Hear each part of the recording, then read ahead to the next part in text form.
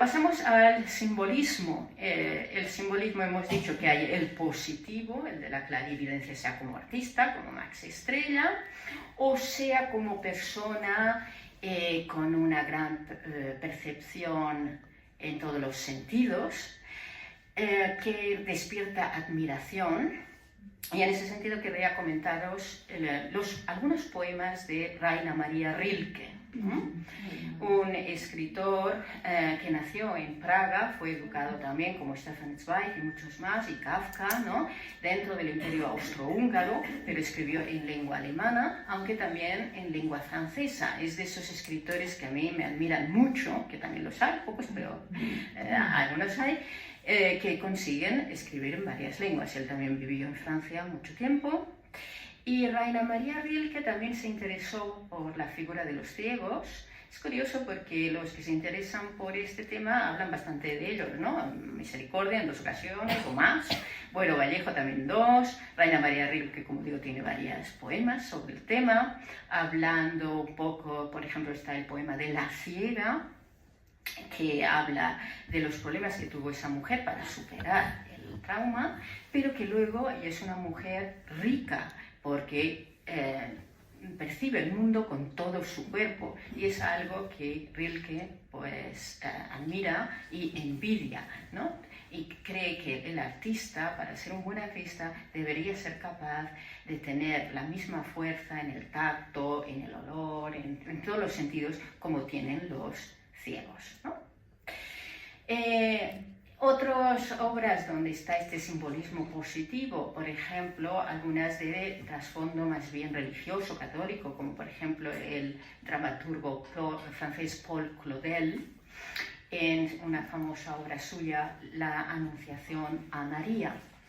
En la Anunciación a María, que creo que también está en nuestra biblioteca, la hija Violan es ciega, pero gracias a ella, a su influencia idealizada, porque en este apartado los caracteres ciegos tienden a idealizarse mucho para reforzar este simbolismo positivo de espiritualidad y de religiosidad, que no digo yo que no haya también ciegos así, ¿no? Pero ya me entendéis, es un poco exagerando el aspecto.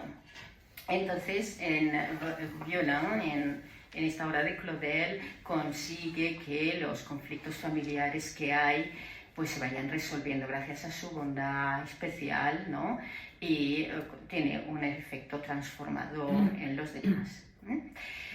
En esta obra, en este tipo de obras, tendríamos que incluir también el Rey Lear, no por el Rey Lear en sí mismo, sino por una figura que es más secundaria, pero es importante, que es la del Duque de Gloucester, o Gloucester, escrito.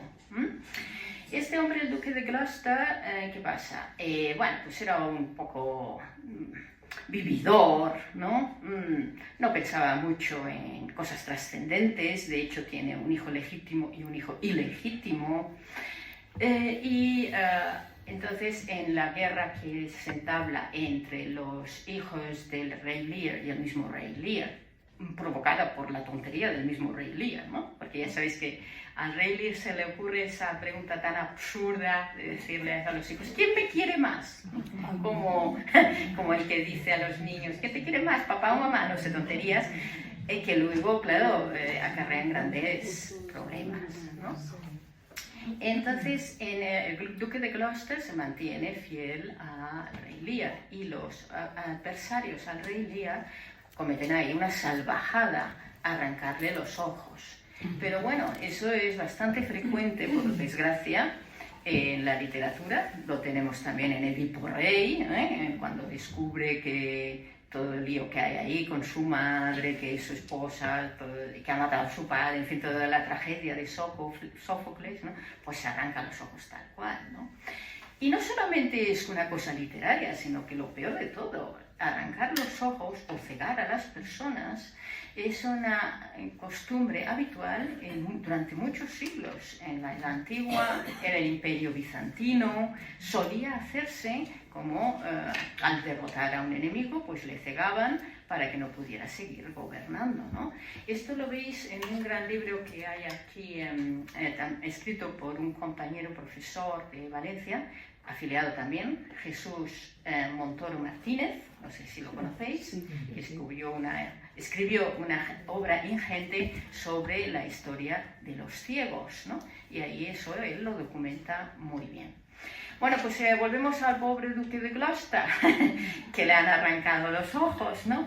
Y entonces, claro, este hombre intenta al principio pues suicidarse porque no lo puede soportar tal y cual, pero al final acaba serenándose y acaba siendo más lúcido que cuando veía, ¿no? Es esta idealización de la ceguera como camino a la verdad, ¿no? Y descubre también que de sus hijos el que realmente lo quería era su hijo Edgar, mientras que Edmundo pues era un farsante como eran las hijas del rey Lear, ¿no? De Regan y la otra. En fin, el rey Lear es un argumento complicado, no quiero entrar mucho en él, pero creo que ha quedado bastante claro, ¿no? Vale. Y bien, pasamos ahora al caso de los negativos, el negativismo. Tenemos por un lado el que ya he mencionado antes, el bibliotecario de El nombre de la rosa, ¿no? Que es el representante sumo de la obcecación, del fanatismo. La obra en realidad es un homenaje a todos los copistas, todos los monjes copistas que durante siglos, con su gran esfuerzo, consiguieron mantener vivo el conocimiento antiguo, ¿no? Porque si no hubiesen copiado, ¿cómo hubiésemos tenido ocasión de leer con el tiempo todo lo que se había escrito en la antigüedad, ¿no? Y sin embargo, este hombre no está convencido de que se tenga que copiar todo, de que se tenga que transmitir y difundir todo el saber antiguo. Empieza a censurar y a decir que solo se puede transmitir lo que es ortodoxo según la Iglesia, ¿no? Y, por ejemplo, cuando quieren copiar un libro de Aristóteles que a él le parece malo y que lo prohíbe él por su cuenta, pues él envenena las hojas de ese libro, ¿recordáis? Sí. Y entonces pues va muriendo gente, ¿no? Entonces, bueno, las escenas finales del nombre de la rosa son dantescas, porque hay una lucha entre él y los dos que le descubren, y él empieza a comerse el libro ese para evitar que lo transmitan. En fin, es el fanatismo en grado sumo, la obcecación, ¿eh? Que en este caso es un ciego para resaltarlo, pero puede ser cualquier persona que no quiera entender que, bueno, hay que ser más flexible en las cosas, ¿no? Y luego tenemos un caso muy, muy extremo en el mundo que presenta Ernesto Sábato sobre héroes y tumbas, ¿no? Que ahí pues aparecen una secta de ciegos, que es una secta diabólica, conspirativa, que quiere la destrucción del mundo y que, bueno, pues también van matando, van raptando a gente, en fin, fatal. Entonces, claro, aquí se plantea otro tema para el debate. ¿Os acordáis que os he planteado uno, el del engaño al anticuario con la colección, ¿no? ¿Es ético o no es ético? Os planteo otro. ¿Hasta qué punto la literatura, es lícito en la literatura que se coja a un grupo, aunque sea en plan simbólico, porque siempre parece ser que Ernesto Sábato decía muchas veces que él no estaba representando a los ciegos como tal, pero que le gustaba, ¿no?, poner ese simbolismo. Entonces, ¿es lícito coger a un grupo social con un simbolismo tan negativo? Porque indudablemente la literatura refleja clichés, refleja prejuicios y los difunde con lo cual puede ser muy peligroso, ¿no? A mí por lo menos me parece peligroso y me asusta que se coja pues a un grupo, en este caso son los ciegos, pero pueden ser pues los extranjeros, pueden ser, yo qué sé, los carteros, por ejemplo, ¿no? Que digan que los carteros son los malos de la película, ¿no? Sí. Entonces podemos también eso comentarlo si queréis, ¿no? Y en el caso también de esto del el negativo, hay una obra corta de H.G. Wells, en la literatura inglesa, que es The Country of the Blind, el país de los ciegos, que es una pieza de ciencia ficción. Y allí, precisamente hoy he mandado a un grupo que tengo yo de WhatsApp una versión con la lectura que de este libro hace Laurence Olivier, que fue un gran actor de teatro inglés. Entonces, yo os la recomiendo, está en inglés, pero en español hay también versiones muy bonitas de esta obra, que si recordáis trata de una especie de parábola, porque en general el ciego se encuentra en minoría en un grupo de personas que ven, ¿no? Entonces, pues, todo el que está en minoría está un poco en desventaja, ¿no? Y aquí en The Country of the Blind la originalidad es que es el que ve el que está en minoría, porque va a parar a un sitio donde desde hace siglos solo viven ciegos, que se manejan muy bien, trabajan por la noche, porque como no necesitan la luz, ahí han descubierto que la temperatura es más agradable por la noche, pues para trabajar, ¿no? Y entonces él, al principio cuando llega ahí, piensa que será el rey del mambo, y ve que no le necesitan para nada, ¿no? Y sin embargo, hay también una parte de fanatismo por parte de los ciegos, porque piensan, este hombre es tonto, este hombre no se adapta bien a nosotros, ¿no? Pues a lo mejor el problema que tiene cuando le tocan y tal, es que tiene aquí unos bultos al lado de la nariz, quizá esto al pobre le da malestar, pues se lo tendremos que quitar, ¿no? Pues claro. Y entonces él cuando oye eso, aunque había una chica ciega ahí que le llamaba un poco la atención y tal, pero claro, no puede él renunciar, ¿no?, al don de la vista, que para él es muy preciado, ¿no? Y sale corriendo, escapa, y bueno, como es que no está tan lejos, es imposible que vuelva a la civilización, él muere para salvar su vista, ¿no? Pero bueno, me parece una idea muy original, ¿no?, de el mundo al revés, o sea que os la recomiendo también.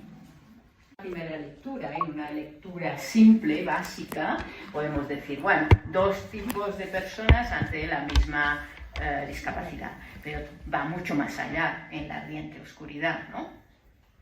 Es no solamente la actitud ante la discapacidad, sino ante la vida misma. Hay personas totalmente, como diría yo, superficiales, supongo que se puede decir, que enseguida admiten las cosas tal cual, no analizan, y en cambio hay otros que a lo mejor sufren más, porque analizan más, pero quizá luego consigan más, ¿no? Este es un poco la síntesis de la ardiente oscuridad, como la veo yo, no sé cómo la veis vosotros. Técnicamente sirvió mucho esa obra para introducir aquí en España efectos que ya se hacían en otros países, por ejemplo, el oscurecer el escenario y poner a la audiencia a oscuras, unas técnicas que hoy día ya son muy frecuentes, pero en aquel momento fueron innovativas, y eso ya lo hizo también Dürrenmatt. ¿Recordáis Dürrenmatt, el de La visita de la vieja dama? Pues Dürrenmatt también escribió una obra en que el protagonista era un ciego, se titula así, Der Blinde, sin más, y allí pues también ponen esas técnicas de oscurecimiento de escena, etc. Y bueno, ahora me quedan, antes de pasar al último bloque, me quedan ahí colgando las dos de Galdós, que bueno, a mí me plantean bastante cosas. Por un lado tenemos la de Marianela. Vamos a ver, Galdós es nuestro escritor realista por antonomasia, ¿no?, nuestro genio del realismo. Indudablemente las dos obras son muy realistas en la mayoría de sus aspectos. En la mendicidad, la vida marginal de Misericordia, y en Marianela también la vida dura en una zona minera, como es la que transcurre en Marianela, la vida de esta chica. También es muy realista cuando describen las reacciones de Pablo al recuperar la vista, ¿no? Al principio, ¿os acordáis? ¿Es agradable la sensación que tiene? No, tiene bastantes problemas porque, claro, todas las cosas se le aparecen de pronto, tiene problemas con las distancias, con los tamaños, el cerebro le cuesta asimilar de pronto todas estas imágenes que le aparecen en tropel, ¿no? O sea que, bueno, yo creo que Galdós se documentó bien con oculistas y demás, ¿no? Para saber la sensación por las que pasa alguien cuando recupera la vista, ¿no? O sea que una cosa buena, indudablemente, pero también tiene sus dificultades. Hay mucho realismo, ¿no? También en la figura de Marianela, por supuesto, una persona muy apocada, que claro, como todo el mundo todo el rato le está diciendo tú pobre desdichada y tú desgraciada y tal, pues claro, esto para su autoestima todavía peor, ¿no? O sea, mucho realismo, pero por otro lado, no me parece tan realista el hecho de que, claro, enseguida al Pablo ver a Marianela, pues se nos diga, hay muchos comentarios, ¿no?, en el que se dice, bueno, pues Pablo no actúa bien porque, claro, como que la desprecia de cara a la prima guapa y bella y a ella pues no la valora, ¿no? Yo creo que allí no es realista esa escena, tiene un simbolismo también como de querer decir que todo quiere su tiempo y que se encuentra el choque entre la vista recuperada de él, ¿no?, y la realidad, ¿no? Quiero decir que creo que ahí Galdós hace una crítica a la ciencia, porque sabéis que en el siglo XIX se creía fielmente en el progreso, la industria y la ciencia, pero ya empezaba a haber algunas dudas de que la ciencia pudiera curarlo todo, ¿no? Y bueno, en el caso de Pablo sí, le cura de su ceguera, pero si os fijáis, si la releéis, el doctor Goldoni, Teodoro Goldoni, que tiene un nombre, el hombre un poco curioso, se queda estupefacto al ver que Marianela muere de aquellas maneras tan inesperadas, tan rápido, como que su corazón no es capaz de resistir esas emociones, ¿no? O sea que tiene un final muy precipitado, que es más simbólico que quizás real, porque bueno, a fin de cuentas Marianela era una chica joven que seguro que hubiera podido resistir desde el punto de vista físico, ¿no? Pero bueno, ahí creo que Galdós quiso ser más simbolista que otra cosa, ¿no? ¿Cómo lo veis? La idea de Marianela. Yo lo leí hace mucho tiempo, muchísimos años. A mí me parece muy culebrón, Marianela, a mí me gusta mucho Galdós, pero Marianela me parece un culebrón de esto de telenovela. Lo es, y luego también hay muchas versiones que están basadas en el cine y en la tele, y que todavía la hacen más culebrón.